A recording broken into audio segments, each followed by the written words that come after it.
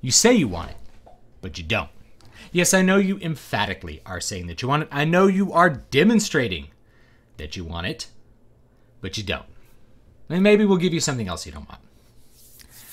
Let's talk about Blizzard. Let's talk about World of Warcraft, and let's talk a little bit more about the death of Nostalrius. They have reacted. They have put out a statement regarding their killing of the Nostalrius server, and I thought we might take a little bit of an in-depth look at that. This was brought to my attention by someone on the channel, Samantha49, so thank you for that.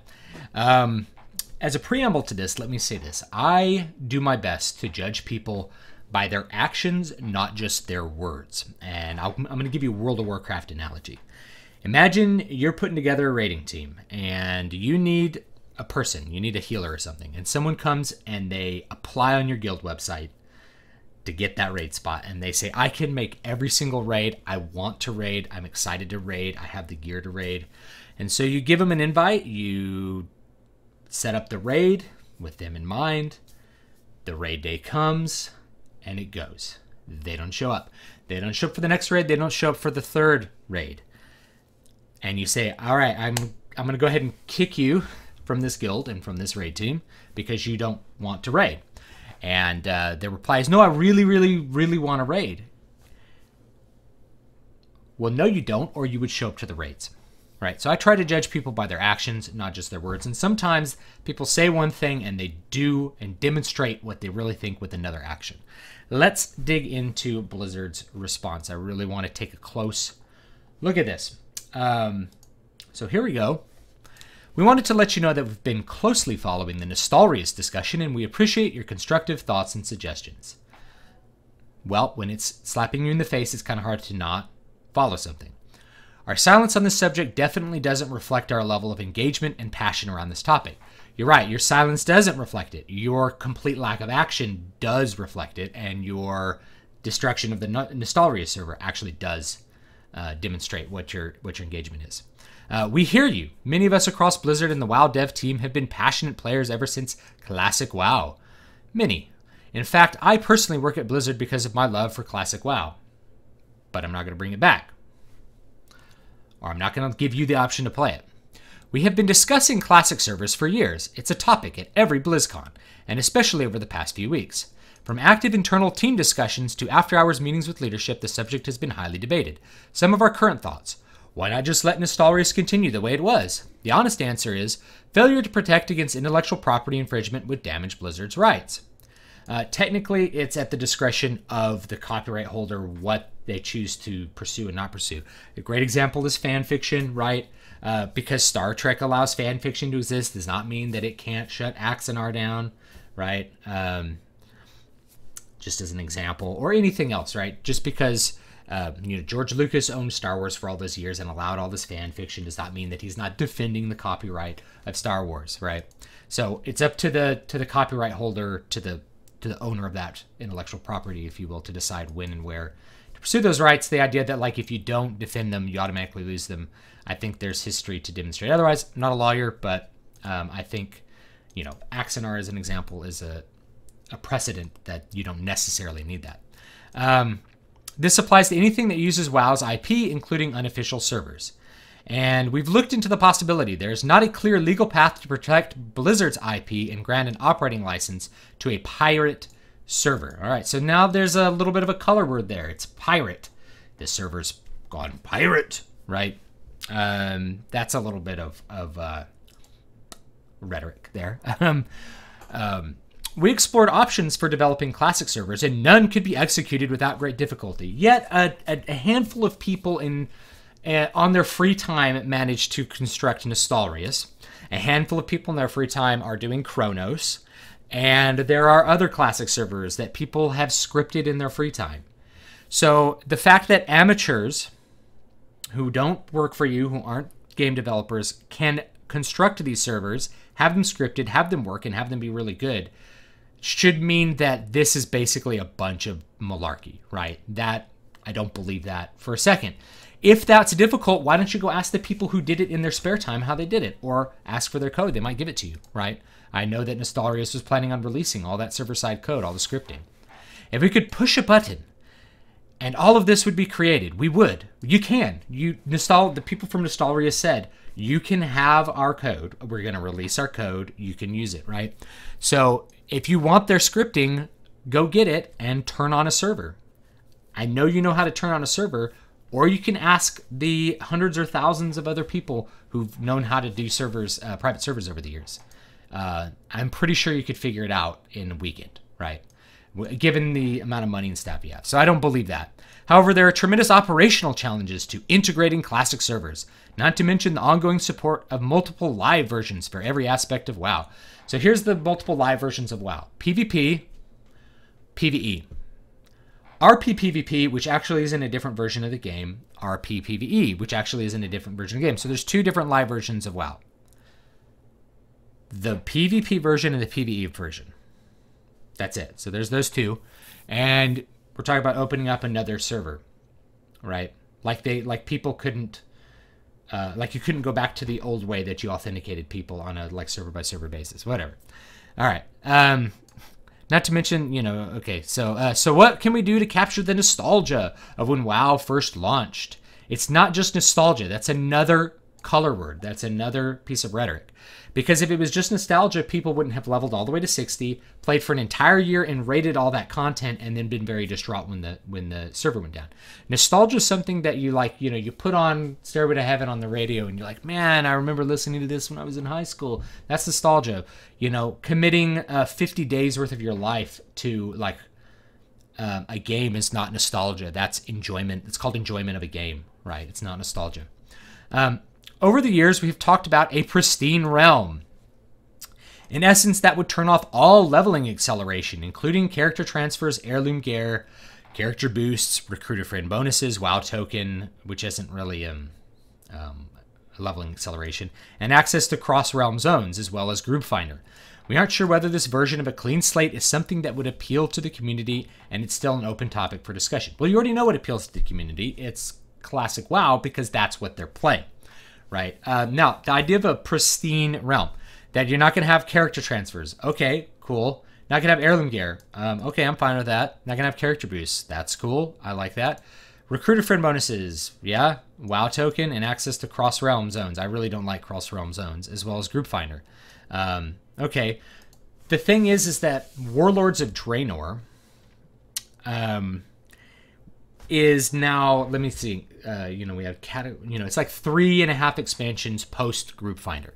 Group Finder and all the features that Blizzard has added to the game have, and I've talked about this in other videos, they have what's called a reflexive effect on design. Once you put those features in, they affect the way the future game is designed.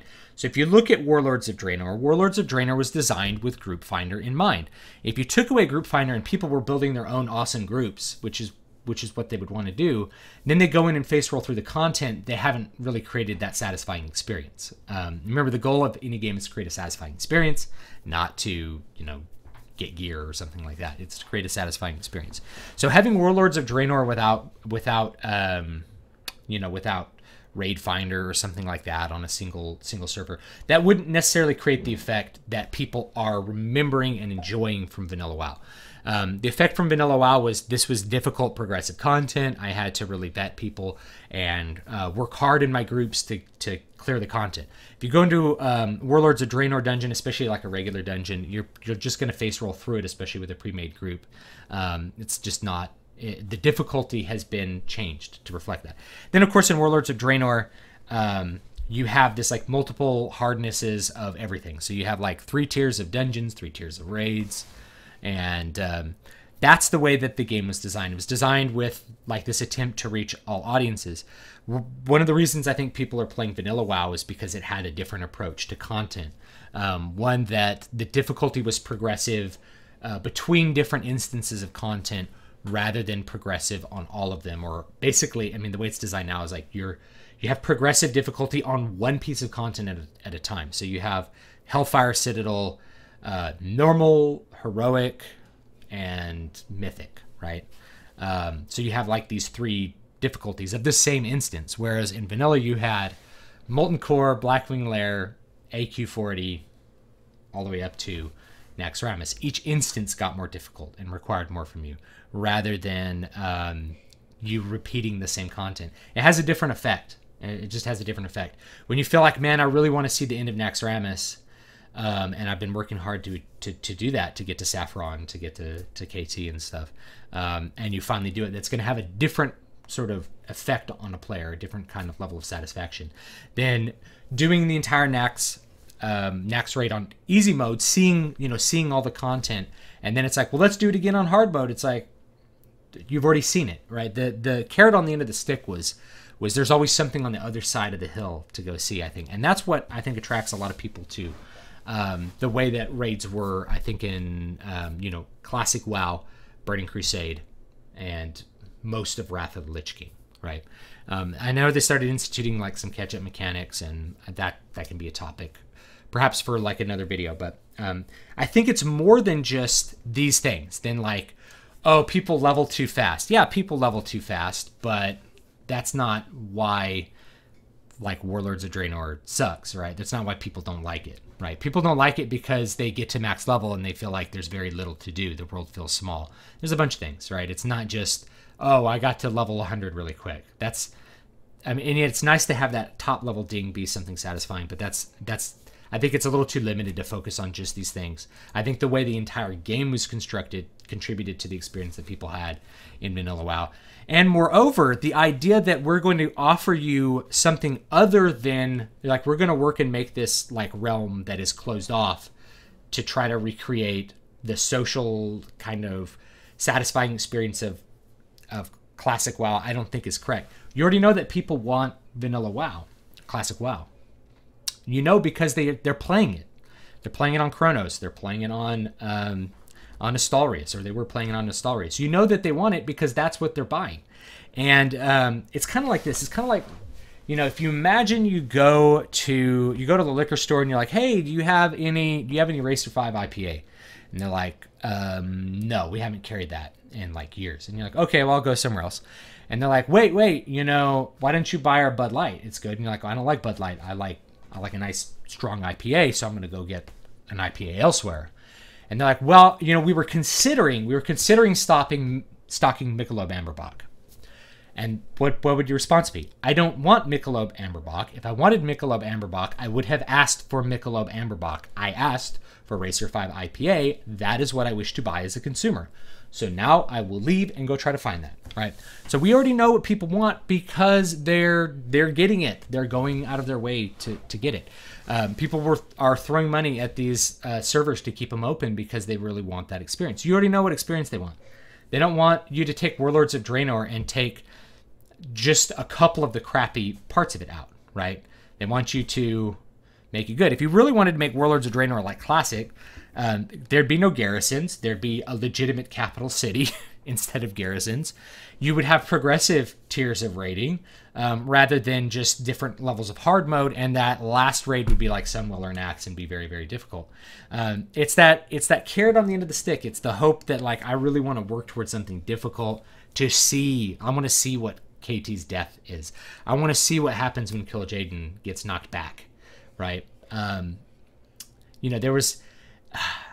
I remember not watching YouTube videos of the end of Sunwell because I wanted to see it myself, and I never got there. I never got to do very much in Sunwell, but I did. That was like a motivator for me. It was like I really want to see the ending for myself. That was an exciting thought. So anyway, that's kind of what I think about that.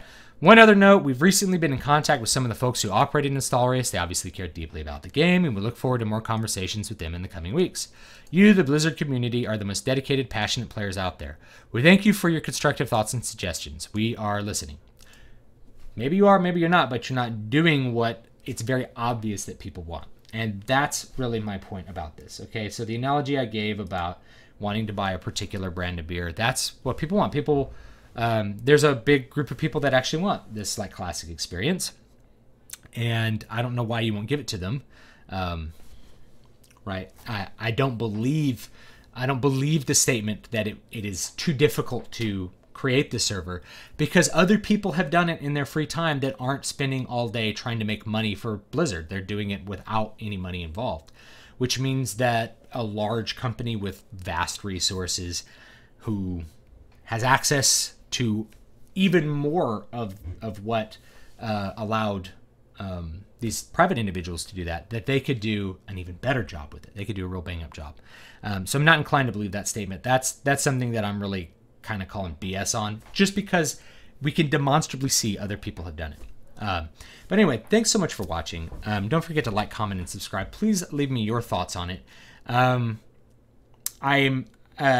once again, I kind of feel like it's kind of like we don't want to acknowledge that people want this, but I don't see it as a problem. Again, I don't see it's like I don't like Warlords of Draenor. Warlords of Draenor is not for me. Like WoW, the current version of WoW is not what I want. That may be what other consumers want, and that's okay. Part of the beauty of like a free market or a diverse market is that different people can get different things that they want, right?